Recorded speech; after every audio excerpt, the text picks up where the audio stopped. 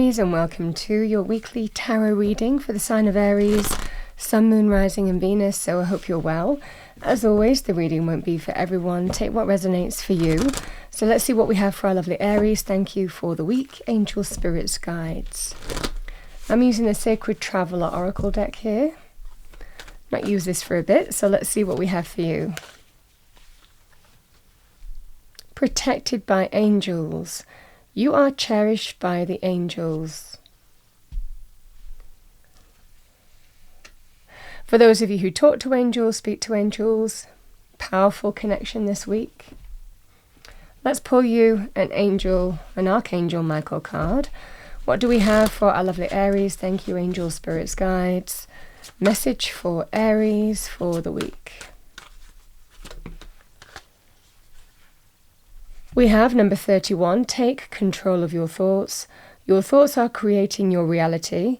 Have faith and stay focused on the outcome that you truly desire.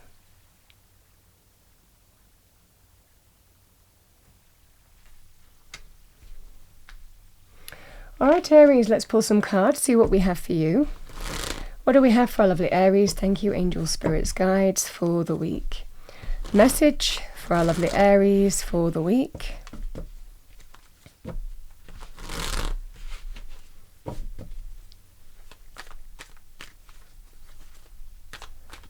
Message for Aries for the week, thank you. First card out. 9 of Wands reversed.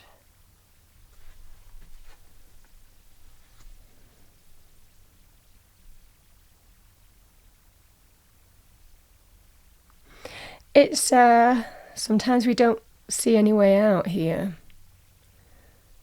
9 of Wands upright can be when we're tested, but we are making that sense of headway even though we don't see it, in the sense that we're nearly at the end of something that has been testing here. But it's not the same with the 9 of Wands reversed. 9 of Wands reversed is when we feel stuck in that kind of energy of being tested. I'm really not necessarily seeing any way out, or not seeing it going anywhere. We have Queen of Pentacles, can be Capricorn, Virgo, Taurus, male or female, or the energy of the card. We can all manifest as court cards. Page of Wands.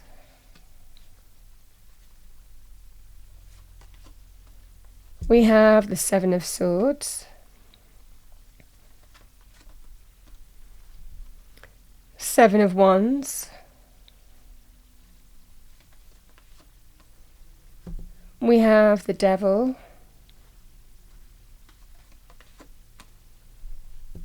And we have the 3 of Cups. And Justice.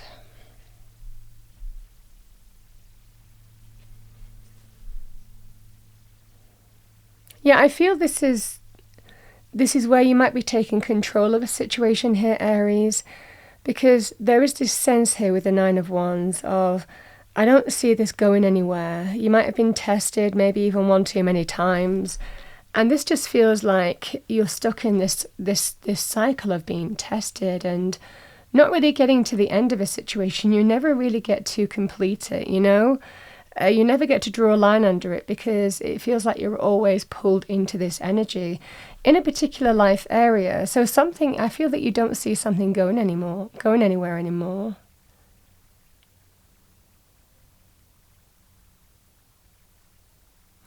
Because the Queen of Pentacles can be Capricorn, Virgo, Taurus. We also have Capricorn with the Devil energy, Libra with Justice. So those are energies that you might be dealing with. Not limited to that. This is generally somebody who can be very positive in terms of wanting healing, asking to get back on track, wanting to bring that sense of new growth, healing, getting back stability, security. This can be that kind of energy. That could be money, career, finances. Again, it could be a cycle, some kind of cycle where you just don't see anything ever changing, you constantly feel tested, and you don't see yourself going anywhere this week. And it might well be that's where you're making some clear decision this week by taking control of your thoughts. Because this just feels like you're stuck. You're stuck in that energy. And somebody is asking to get back on track with you. That could be a work scenario, that could be in terms of love, romance, relationships, it could be friendships, but something that it feels like you've been tested a lot. And you're just kind of like, you know what, I don't see this going anywhere anymore. Because the Seven of Wands is taking a stance. Sometimes we let things go. We let things, water flow under that bridge, bygones, all of this kind of energy. But this time, doesn't look like that's happening. The Seven of Wands is when we take a stance, we stand in our power and face the thing that we need to face with the grit and determination that we're going to overcome it this time. So even though this person might be asking for healing or to get back on track with you or to make amends in some way, it looks like in this situation you're not playing ball. You're standing for what you believe is right and true. And not backing down this time. And being in a very powerful position, because this is when you're recognizing your own power. Sometimes we give power. We always give power to the devil. It's a weakness. There are things that we like about the devil. Sometimes it can just be the comfort factor, the fact that it's familiar, the fact that actually bringing in the changes is more of a risk than we're prepared to take, So sometimes we just stay in devil energy because it suits us. Which is fine, but it can represent that sense of a negative repeating cycle in the fact that we still become our own enslavers. It can also be somebody who has an addiction problem, codependency in relationships, physical desire, passion, but knowing something is not for your highest good. Behavioral patterns, somebody might give in to temptation easily. Sometimes somebody might be easily led astray. This can be somebody who is maybe jealous, controlling, manipulative. It's always about ego. It can be about a toxic boss at work, somebody who, might always want to undermine you, might always want to kind of like undercut you, backbiting in the office, whatever the scenario is. And that could be the same with a friendship circle as well. Whatever the scenario, it just feels like you've had enough. This person is asking to start over with you. Page of Wands, can we just give it a go? Can we just, say bygones, water under the bridge and move on from this?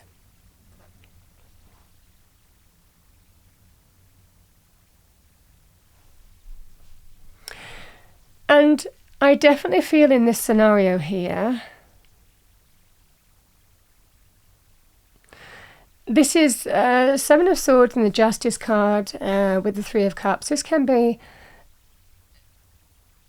friends, kindred spirits, soul connections here. So that could be family, that could be people who have your best interests at heart, people who are for you through thick and thin. It might well be that they're saying, deep down, you know what the right choice is to do. You could be getting some advice from your community, whatever this community is.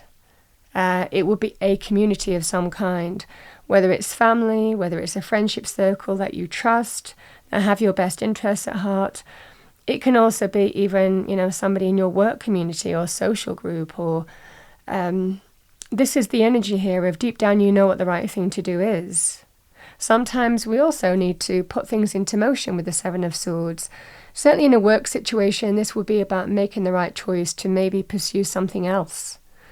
And we don't generally tell our current place of work that we're doing that because we don't want to jeopardize our employment. So this can be deep down you know what the right thing to do is, whatever that scenario is. Sometimes if we choose to leave a person as well, we secretly set things in motion to get our ducks in a row, so that when we release from this situation, we know that we're all kind of set up, everything's done practically, home. If you're thinking about other people, for example, children, if it was to do with, setting yourself up for another job, if it was to do with, getting yourself up in terms of finances and property and where you're going to live and all of this kind of thing. This is all the scenario here where we take sometimes deep down, we know what we need to do, what steps that we need to take, what the right choice is for us. And sometimes the right choice isn't an easy choice because you're going to be tempted to stay within this devil energy. There's things that are attractive about the devil. Sometimes you might like the job itself. It might be the location of where the work is. Sometimes it's the fear of the unknown, like I said. Sometimes, it can be there are things that we like about a person or people or a group of people, but we know fundamentally it doesn't serve our highest good. Either way, it looks like you're taking a stand this week and doing the right thing for you. Because it looks like you don't see something going anywhere anymore, and you're tired of being in this energy, constantly being tested and never seeing the end in sight, never quite getting to resolve it, never quite getting to put it behind you. And that is teaching you something in itself. Because you don't think it's going to go anywhere. With that energy, it doesn't look like it will. All right. What do we have as a final message for Aries? We have lost and found. What was once lost is about to be found, thanks to the lost and found fairy. Sometimes she can help us find things we never even realize were lost. Sometimes we also have to lose something to find something new. And we have and accept what's not working in order to welcome in new energy as well. We have flourish. The lotus flower fairy tells you to learn from experience and to shed your inner light on any unclear areas of your life or those of others. That's what I have for you, Aries. I hope you enjoyed your reading. If you did, please do like, share and subscribe. I wish you a wonderful week. I will see you next time.